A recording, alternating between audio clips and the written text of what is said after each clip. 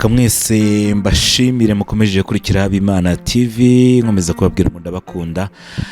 Uyu munsi ku bantu bankurikira ku mbuga nkoranyambaga kuri YouTube, Facebook, TikTok, mwabonye amakuru yagiye hagaragara avuga ku bukwe cyangwa se ku gushingirwa k'uyu mwana w'umukobwa witwa Vestine, usanzwe urimbana na murumuna witwa Dorcas.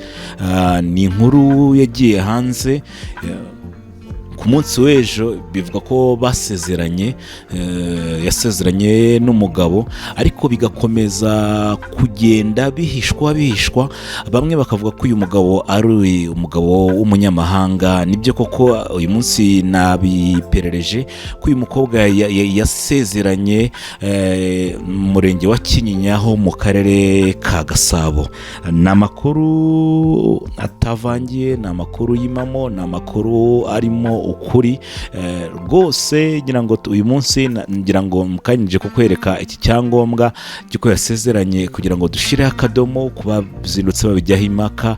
Na n'uyu munsi birakibazwa ku bintu byinshi, bavuga ngo uyu mwana arakiri muto, abandi bakavuga ko yacurujwe mu nyungu z'usanzwe uhagarariye inyungu z'abana b'abakobwa basanzwe baririmba indirimbo zo guhimbaza Imana hano mu Rwanda. Akaba yarasanzwe yaranabakuye mu karere ka Musanze abimurira muri Kigali.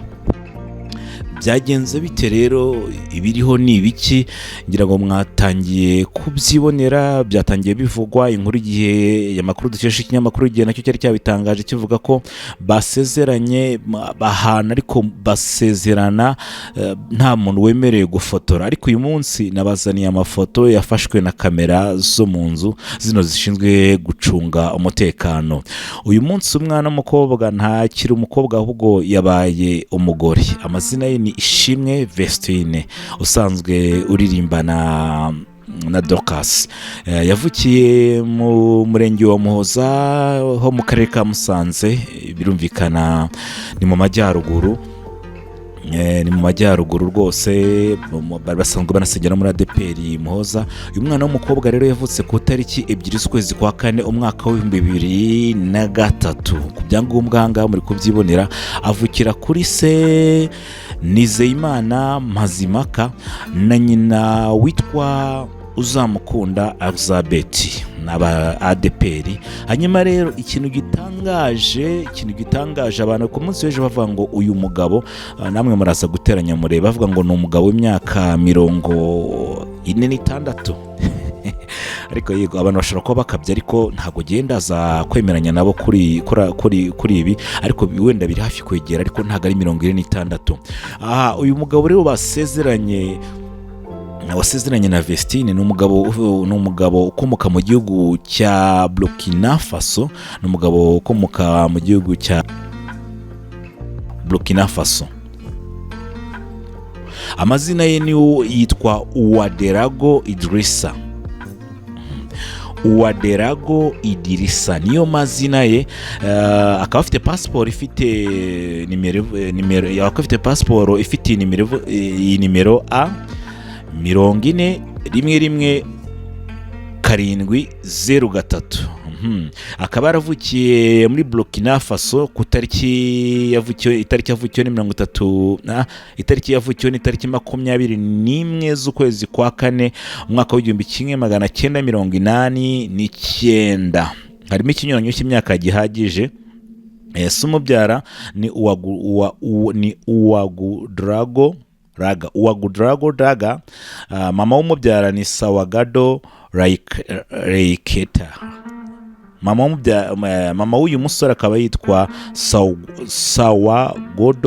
Sawagodo Reiketa. Icyangombwa rero cyerekana ko basezeranye cyatanzwe ku tariki 16 z'ukwezi kwa mbere umwaka wa 2025. Rero ibi nibigenda bikomeza bivugwa, ariko byakomeje kuvugwa, abantu babihihisa, abantu bakava se ikinyamakuru nacyo twari twizeye ni ikinyamakuru Igihe. Ikinyamakuru Igihe ni gute gishobora gukora inkuru inkuru ntaba ari impamo, inkuru akaba ari inkuru y'amagambo, akaba ari inkuru iri guhihwiswa badafitiye gihamya, ariko niko byagiye bikomeza gukurikiranwa n'abantu batandukanye babasha kubikurikirana. ngira ngo murabibona, uyu mukobwa yari yambaye ikanzu y'umweru n'isokoshi y'umukara, uyu mugabo basezeranye wambaye karuvati y'umutuku, ishati y'umweru n'ipantaro y'umukara cyangwa se veste, ipantaro y'umukara n'ikoti ry'umukara n'inkweto z'umukara. Ibi rero ngo bikaba byarabaye ahagana mu masaha 11, ku masaha ni amasaha yarakuze, ngo bitewe nuko bashaka kujijisha. Mbibutse ko ngo muri ibi birori burya ngo nta muntu wari wemerewe kugira gutya ngo afate amafoto ariko birumvikana ko izi kamera zo zishobora kuba zarafashe aya mashusho kandi yizewe, ni amashusho ya kamera zicunga umutekano zo mu murenge. Rero kuba wabihisha byo byagorana, kuko ni ibisanzwe nyine ushobora kujya ku murenge bakaguha ayo mashusho, cyane cyane ko nta kibi ubura yakoresha. Rero nubwo byari byavuzwe, bamwe bakabihisha bakagira gutya bakajya bavugira mu ndimi, ntago bikiri impaka. Uyu mukobwa, uyu mwana w'umukobwa, ntago nyimwita umukobwa, ubu ni umudamu witwa Ishimwe Vestine, wavukiye mu karere ka Musanze, ahantu bita mu Rukoro, ngira ngo murahaza abatuye mu karere ka Musanze, inyuma y'ahantu bita muri Teta Goshi gatoya. Abantu basengiye kuri ADPR Muhoza, abana murabazi, abakobwa batangiye baririmba muri korali, cyangwa muri korali yitwa Goshene, yagiye izamura abana benshi mu mpano zitandukanye, ikabafasha. Aba bana nibwo batangiremo impano zitandukanye kugira ngo ubashinzwe cyangwa se wagerageje kubafasha kuzamura impano zabo urusanzwe n'abafasha. Bivugwa ko yagize uruhare mu ishingirwa ry'umwana w'umukobwa, bamwe bakavuga ngo uyu mwana w'umukobwa yacurujwe. Uyu mugabo wamushatse ni umutunzi, afite amafaranga menshi.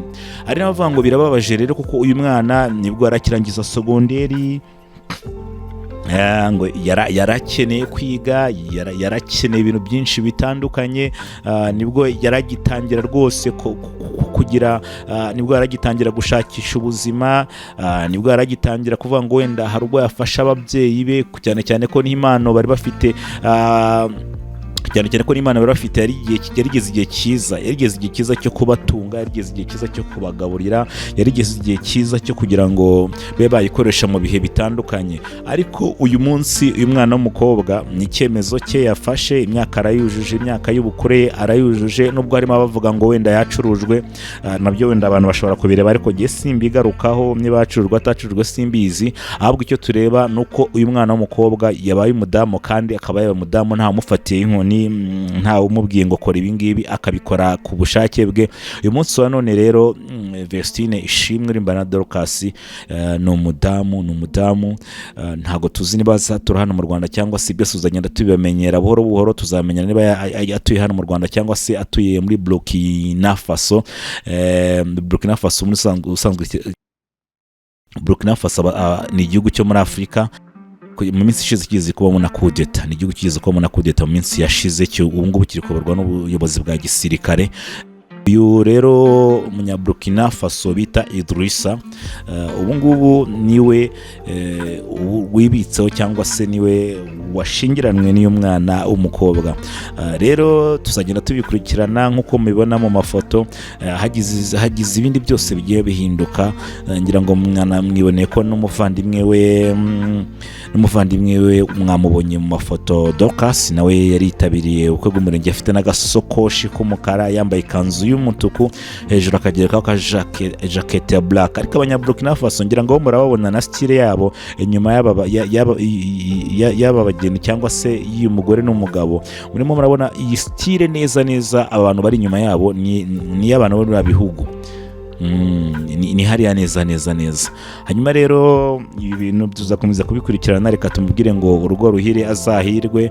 Nubwo abenshi twakomeje kuvuga ngo cyari igihe cyo kugira ngo azamure impano, cyangwa se cyari igihe cyo kugira ngo yite ku muryango, cyane ko yaragikomeje no kwiga amashuri, ariko ashobora no gukomeza kwiga amashuri yaranashatse. Byose birashoboka. Reka mbashimire mwese mukurikira rero Abimana TV. Ngayo nguko ni ukubukwe twabukurikiranye, ngo tuzagenda dukurikirana n'ibindi byose, cyane cyane ko bakomoka mu muryango w'abadeperi, ntabwo bapfa kugenda gutyo gusa. Ariko uyu munsi wa none uyu mwana w'umukobwa, ntabwo ndamwita umukobwa,